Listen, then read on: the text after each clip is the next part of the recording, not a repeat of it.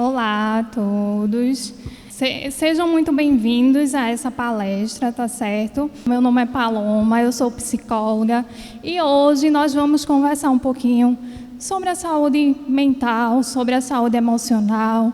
A ideia é que a gente esclareça algumas coisas, a ideia é que a gente se conforte e a ideia é que a gente tenha o entendimento sobre o que é. Durante essas 2 semanas, vocês têm ouvido falar um pouco sobre o tema saúde. Só que quando a gente pensa em saúde, há necessidade do entendimento sobre a mente e o corpo. Então, quando a gente cuida da nossa mente, a gente automaticamente vai estar cuidando do nosso corpo. E quando a gente cuida do nosso corpo, automaticamente a gente vai estar cuidando da nossa mente.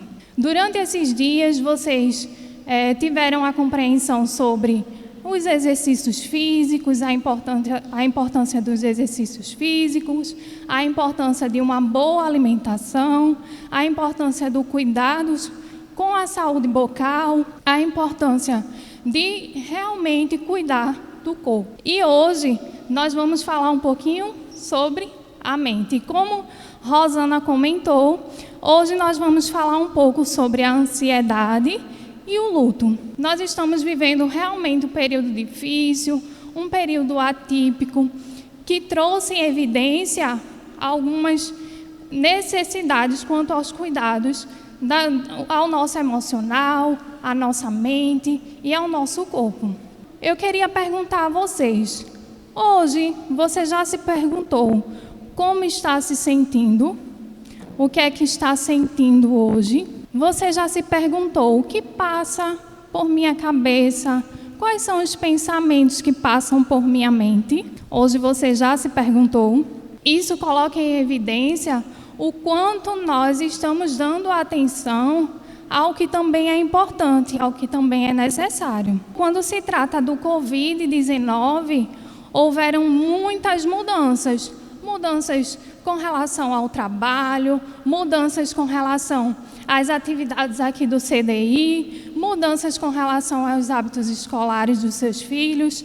E hoje eu quero conversar justamente sobre essas mudanças e os impactos que vem causando e algumas formas que vocês podem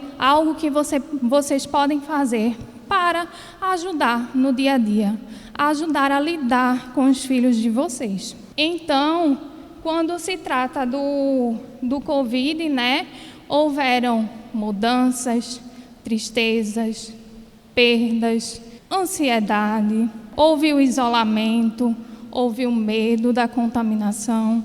Será que nesse momento é algo que foge da normalidade, não sentir medo ou se sentir ansioso?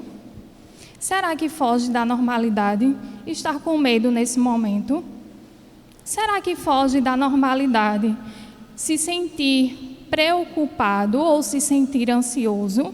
Quando se trata de problema de saúde emocional, sempre a gente tem que pensar sobre a intensidade, o quanto isso está me afetando e por quanto tempo isso está me afetando. Faz quantos dias? Faz quantos meses? Faz quantos anos, se for o caso? E é importante a gente reconhecer. A princípio, eu quero explicar um pouquinho para vocês sobre o que é a ansiedade. Às vezes a gente tem aquela mania, eu estou ansioso, eu sou ansioso, eu sou ansiosa. Mas o que é a ansiedade? A ansiedade não é só uma preocupação. A ansiedade, ela é uma emoção. A ansiedade, ela é uma emoção natural e normal do nosso corpo. Ah, mas como assim, Paloma? Normal e natural? Eu não me sinto confortável em me sentir ansioso. Mas como eu falei no início, tudo depende da intensidade, de quanto você se sente ansioso e por quanto tempo você está se sentindo ansioso. Vamos trazer um exemplo. Um carro, ele tem um sistema de segurança. E o sistema de segurança, ele funciona para que seja acionado em momentos que o carro possa estar sendo invadido, num caso de furto ou de roubo. Então, uma ansiedade normal, uma ansiedade com a emoção natural do nosso corpo, ela vai ser acionada em momentos em que haja necessidade de se preparar. Como a ansiedade tem essa função de prever, a gente prevê o que pode acontecer, que é essa preocupação normal do que pode acontecer. Então, essa preocupação faz com que a gente se prepare para o que pode acontecer. Então, em um carro, trazendo a história do carro novamente, quando o carro é acionado, o seu sistema de segurança é acionado, se for uma ansiedade normal, ele vai ser desativado se não houver nenhum perigo de furto ou roubo. E aí, é muito importante a gente perceber que numa ansiedade saudável, numa ansiedade normal, a gente consegue perceber que se sente ansioso, aceitar que está se sentindo ansioso naquele momento. Eu estou me sentindo ansioso por conta disso. Eu estou me sentindo ansiosa por conta desse momento. Usar a ansiedade, o que é que eu posso fazer diante dessa situação, diante dessa preocupação? O que é que está ao meu alcance para que eu possa tanto me ajudar como tentar solucionar o problema? Usar essa ansiedade faz com que a gente continue funcionando. Mas, quando essa ansiedade não está funcionando muito bem, quando essa ansiedade está aí desregulada, o que é que acontece? Ela atrapalha o nosso funcionamento, ela atrapalha as nossas atividades diárias. Provavelmente os nossos pensamentos vão estar um pouco mais voltados para o e se isso acontecer, e se aquela determinada coisa acontecer. E os pensamentos ficam voltados para uma situação de preocupação excessiva. Então, se a gente for utilizar o exemplo do carro, quando o alarme do carro, que é o sistema de segurança, não está funcionando muito bem, ele vai ser acionado o tempo todo. E esse sistema de alarme, muito provavelmente, não vai conseguir ser desligado rapidamente. Quando a gente traz para o conceito da ansiedade, da mesma forma acontece porque a gente se sente ansioso em situações que há a possibilidade de ter o que fazer, mas na verdade a gente não consegue perceber como a gente pode reagir diante daquela situação. Quando a gente percebe que não está funcionando muito bem, o que é que acontece em uma situação de ansiedade extrema? Quais são os sintomas mais comuns? Os sintomas mais comuns da ansiedade podem variar, porque a ansiedade ela é subdividida em vários tipos, porque a ansiedade depende o que causa, qual é a sua preocupação. Então, o tipo de preocupação vai determinar também o tipo de ansiedade. E os sintomas também podem variar um pouco. Mas os sintomas mais comuns são a aceleração dos batimentos cardíacos, o tremor, um pouco de tontura, que é a vertigem, o coração acelerado. Muitas vezes, vários pensamentos de e se isso acontecer? Isso pode acontecer comigo, que é a preocupação. Pode acontecer do desmaio por conta da tontura. Então, todos esses sintomas são mais comuns em uma situação de ansiedade. Mas será que uma pessoa que passa por uma crise de ansiedade nesse momento, se pode ser classificada como uma pessoa que tem um transtorno?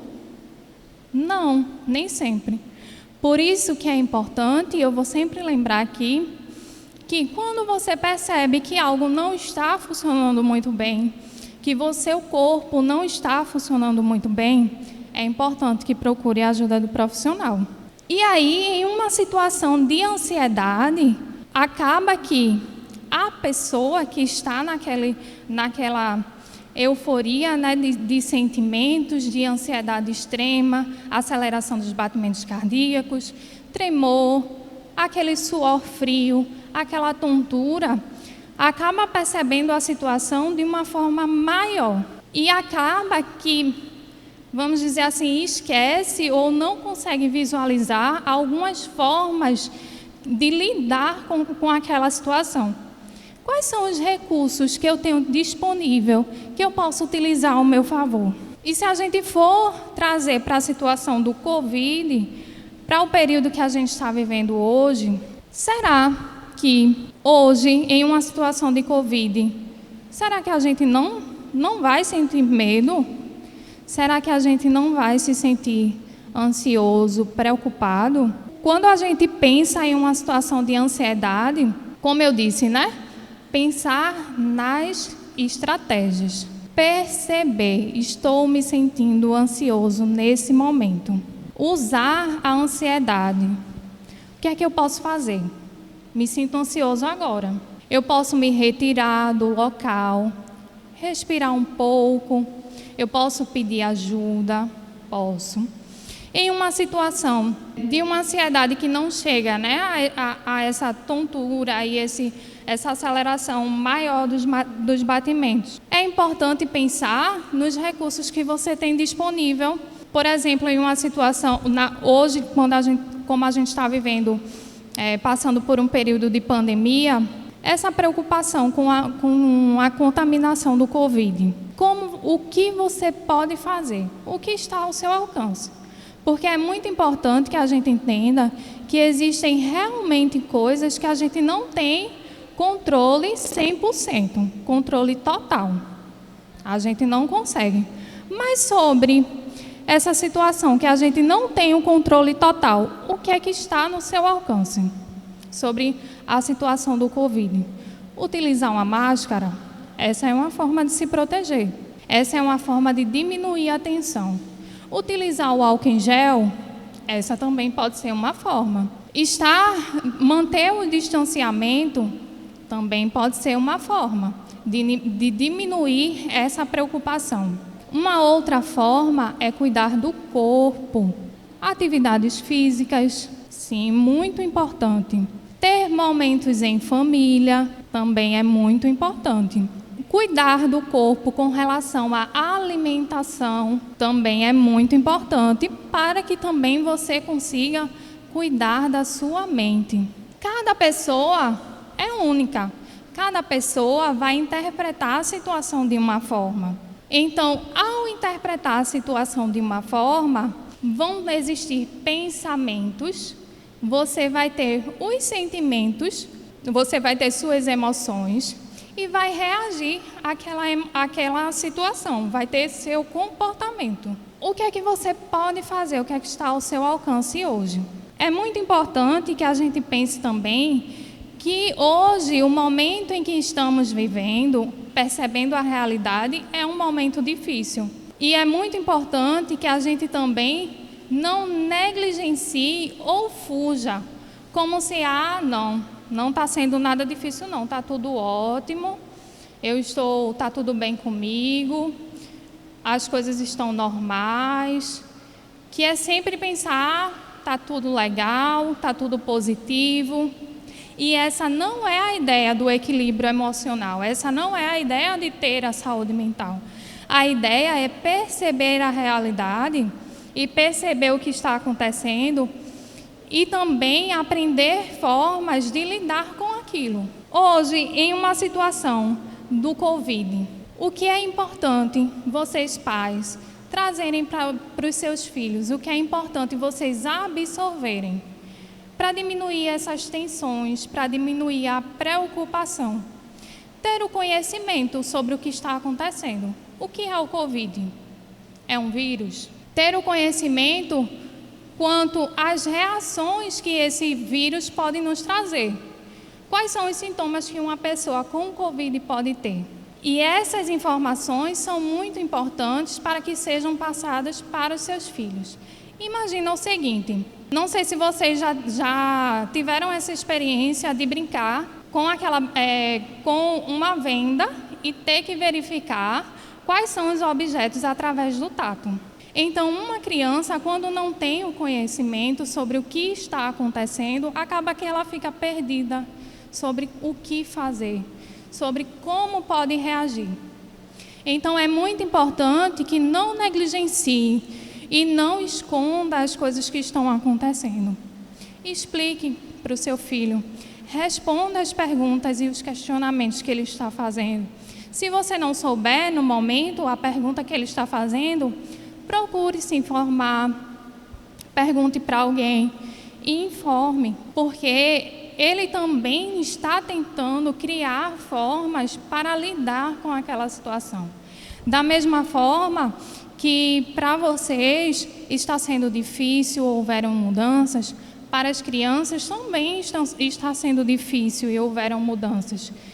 E por vezes, a expressão pode vir através de uma raiva, a expressão pode vir através de um comportamento ruim, a irritação pode vir através de um isolamento. Às vezes essa criança pode ficar um pouco mais infantilizada, ou seja, falar mais infantilizado como não falava antes. Então é muito importante que vocês percebam quais são os comportamentos que mudaram dos seus filhos. Como é que vocês podem ajudá-los? E aí, quando a gente traz as informações sobre o vírus e explica o que está acontecendo, é importante que a gente também traga algumas formas de prevenção e solucionar. E o que é importante falar para eles? Quais são as formas que eles podem se prevenir? O porquê da utilização da máscara, o porquê é necessário utilizar o álcool em gel. Às vezes, quando a gente fala algo para uma criança e não explica o porquê, ela não entende. Então, por isso, às vezes, ela não consegue fazer quando está na sua ausência. Então, quando a gente explica o porquê para aquela criança, ela vai conseguir assimilar e vai entender que a utilização da máscara, a utilização do álcool em gel é para proteção. E é muito importante também entender que essas são as formas de se proteger que nós temos, o controle que nós temos, mas que existe algo muito maior que nós não temos o controle, que é justamente o vírus. Nós não temos o controle sobre o vírus. Não exclua a criança do que está acontecendo. Inclua ela. Fale para ela também como você se sente. Porque, às vezes, a criança entende que ela pode estar mais triste, mais frustrada, e aqueles sentimentos não são tão importantes, não são necessários. Mas quando ela sabe que você também, por vezes, se sente daquela forma, que para você também está sendo difícil, você será o modelo. E talvez algumas formas que você utiliza para lidar com aquela situação podem ser algumas formas que ela vai utilizar para lidar com tudo o que está acontecendo. Então lembre-se, vocês pais serão os modelos dos seus filhos, tanto em questão de comportamentos que vocês querem que eles façam, mas também com relação à saúde mental. Então, durante esse período, que é um período incerto, a gente sabe que a gente não tem o controle sobre as pessoas que vão ser contaminadas. Como também a gente não sabe se há alguém que pode acontecer que seja internado. Infelizmente, é algo que é muito doloroso, é algo que causa sofrimento, é algo que causa tristeza. E também é muito importante que a criança seja esclarecida sobre o que está acontecendo. Se há um familiar próximo, que explique para ela: olhe, essa pessoa foi para o hospital porque ela vai precisar de cuidados. Lá terão pessoas que sabem muito mais do que eu, que são formados, profissionais, que vão cuidar dela. Dizer também que você não tem o controle das coisas. Dizer também que você não consegue controlar a vida daquela pessoa. É muito importante. E também fazer com que essa criança mantenha o contato. Talvez uma carta, se ela quiser escrever uma carta, fazer um desenho. E para vocês pais também. Para os adolescentes, estou vendo alguns adolescentes, manter o contato, escrever uma mensagem para aquela pessoa que você ama, dizer como está se sentindo, dizer o quanto sente falta. Eu sei que é dolorido falar sobre isso, eu sei que dói, mas como é importante a gente dizer como se sente. Às vezes a gente tem aquela sensação, né, de que quando a gente não fala e quando a gente não expressa o que sente, nós vamos estar colocando os nossos sentimentos como se fossem uma gaveta. Coloca lá, hoje eu estou triste, vou colocar dentro da gaveta. Hoje eu estou me sentindo chateado, vou colocar dentro da gaveta. Hoje eu estou me sentindo um pouco ansioso, vou colocar lá dentro da gaveta. Será que os trilhos dessa gaveta irá aguentar? Com tantos sentimentos e emoções, uma hora esse trilho não aguentará e romperá, provavelmente. Então é muito importante que você entenda que o que a gente sente deve ser sim expressado, que o que a gente pensa deve ser sim também expressado. E é muito importante que vocês estimulem as crianças, estimulem os filhos de vocês também a expressar o que sentem. Pode ser uma carta, pode ser em uma conversa, pode ser em um desenho, pode ser em uma brincadeira, em um jogo de dominó. E aí a criatividade fica a critério de vocês. Por isso que, ao informar tudo o que está acontecendo, essa criança não vai se sentir traída. Imagina, se você tem uma pessoa que ama muito e ninguém te conta o que está acontecendo, como você se sente? Essa criança se sentirá da mesma forma. Claro que o entendimento da criança é um pouco diferente, ela ainda está em fase de desenvolvimento, mas uma atividade lúdica, talvez um filme que você se lembre que ela assistiu, utilizar aquele filme para que explique o que está acontecendo para a criança, ou até mesmo verbalizar, falar, dizer com sinceridade, dizer como se sente. Evite falas que tragam culpa para a criança. Quando a gente coloca a culpa na criança, ela vai se sentir frustrada, ela vai se sentir triste, ela vai se sentir culpada. Será que a criança tem culpa do que está acontecendo? Será que a criança tem controle sobre o vírus? Será que a criança tem culpa se uma pessoa chegou aí para o hospital? Então, esteja consciente sobre o que você fala para o seu filho. Fale como se você, da forma que você queria ouvir. Como você queria que alguém te contasse uma notícia.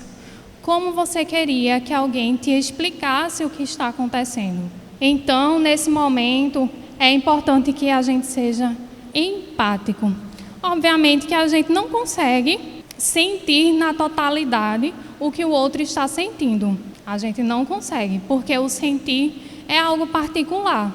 As emoções é algo particular. A dor é algo particular, individual de cada um. Mas quando a gente utiliza da empatia, a gente consegue perceber se eu estivesse no lugar daquela pessoa, como eu me sentiria passando por aquela situação. Então, quando a gente pensa dessa forma, a gente consegue utilizar palavras como se fossem as palavras que nós queríamos ouvir. Palavras de conforto, palavras de esclarecimento, palavras verdadeiras, palavras que digam o que sente e palavras que realmente esclareçam. Então, caso aconteça do internamento e ocorra o falecimento de algum ente querido, é um momento em que a família precisa se aproximar.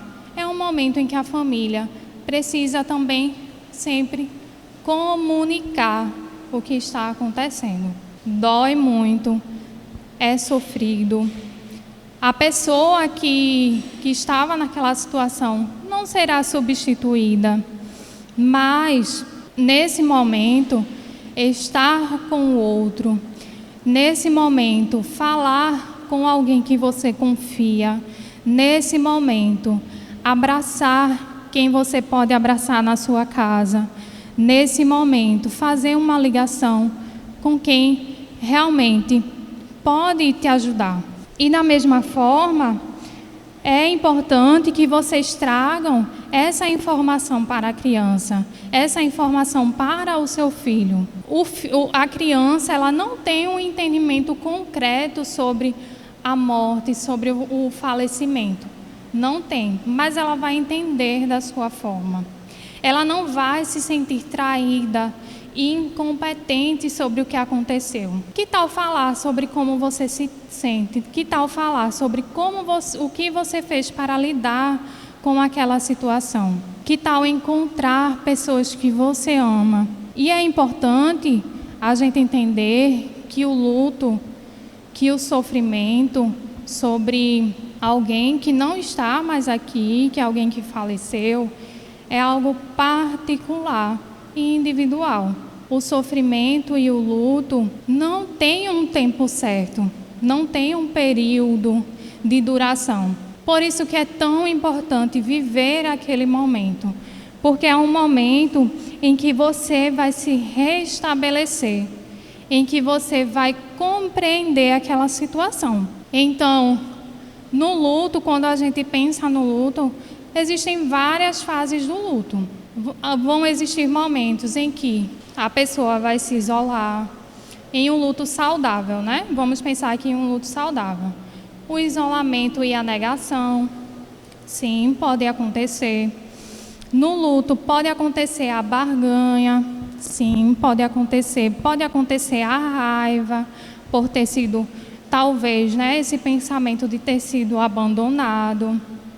Durante o luto pode haver um humor mais depressivo, pode passar por uma situação de depressão. E a última fase do luto é a aceitação. Por isso que é importante viver esse momento para que chegue na fase da aceitação e você consiga se restabelecer. Então, com a criança não é diferente, com o seu filho não é diferente. Ele também passará por essas fases.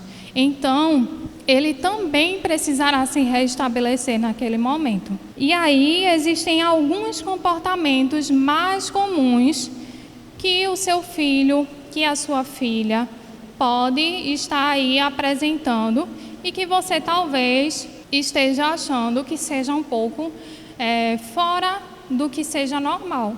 Mas, na verdade, é um período também de sofrimento para ele. Talvez uma irritabilidade, sim.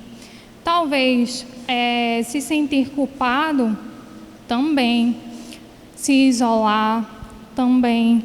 A tristeza, sim. O sentimento de saudade, a agressividade, a infantilização nas palavras, falar um pouco mais infantilizado, fazer xixi na cama. Então, é importante que você entenda e compreenda o seu filho também. Entenda que para ele também não está sendo fácil, assim como não está sendo fácil para você. E nesse momento, é importante, como eu falei antes, que você, para se estabelecer, encontre quem você ama. Se não puder, se não for uma pessoa que more na sua casa, né, que não esteja com você na sua casa, como a gente ainda está nesse período de distanciamento, faça uma ligação, um telefonema, faça uma carta para essa pessoa. Se aproxime das pessoas que estão na sua casa. Que tal um momento para refletir sobre o que aconteceu?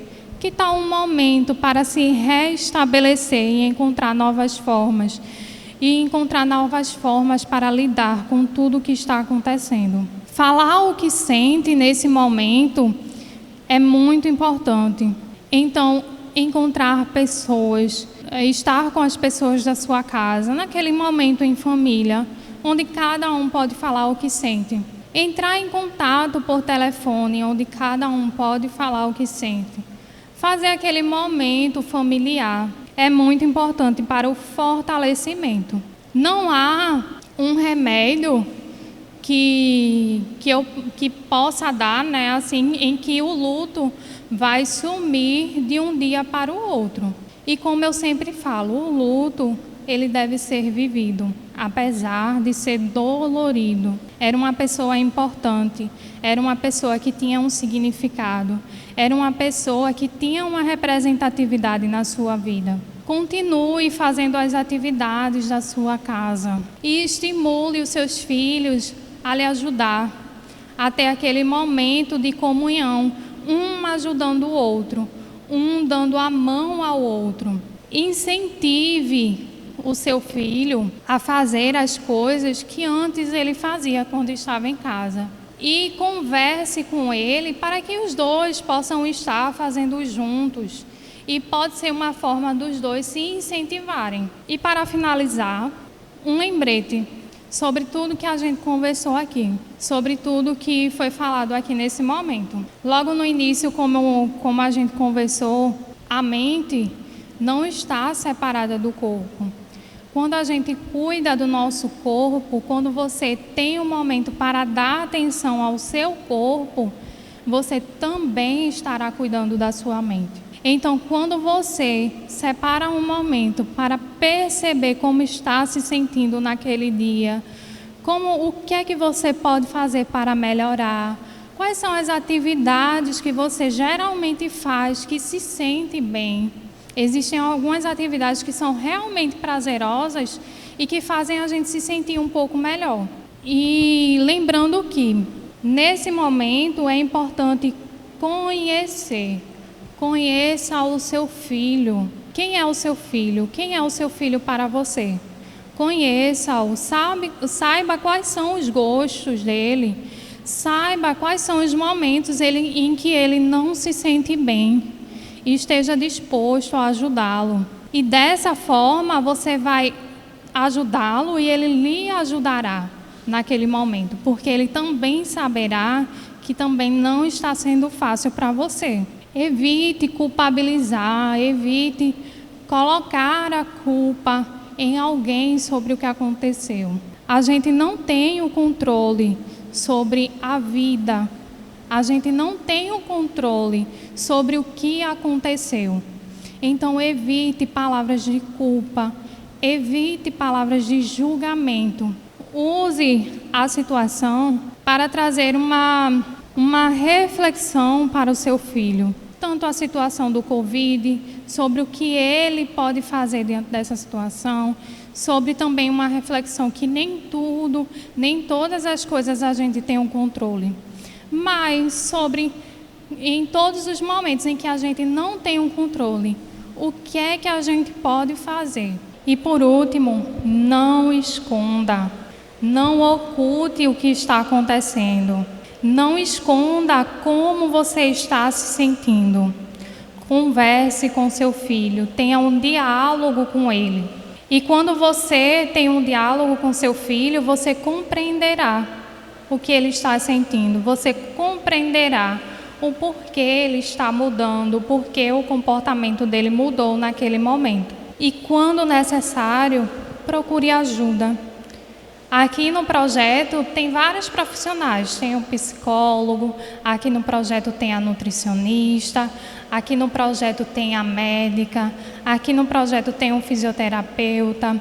Então não hesite, procure ajuda quando for necessário, certo?